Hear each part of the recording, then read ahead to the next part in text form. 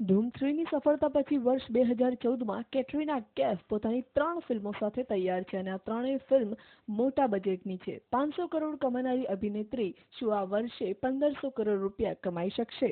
તે તો સમય બતાવશે. વીતેલું વર્ષ દીપિકા અને સોનાક્ષીના નામે રહ્યું હતું, તો આ વર્ષ કેટરીના પોતાના નામે કરવાની તૈયારીમાં છે, કારણ કે આ વર્ષે કેટરીનાની એક નહીં, બે નહીં, પણ ત્રણ ફિલ્મો રિલીઝ થવાની છે. કેટરીના કૈફ આ વર્ષે બેંગ બેંગ, જગ્ગા જાસૂસ અને ફેન્ટમ લઈને આવી રહી છે. આ બધી મોટી ફિલ્મ મોટા બજેટની છે અને આ ફિલ્મોમાં મોટા અભિનેતાઓ પણ છે.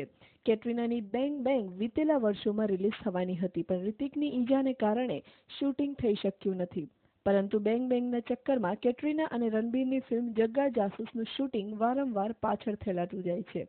આ સાથે કેટરીના કૈફ આ ત્રણેય ફિલ્મમાં જોવા મળશે એક નવા જ અવતારમાં. Bureau report, news online, Ahmedabad.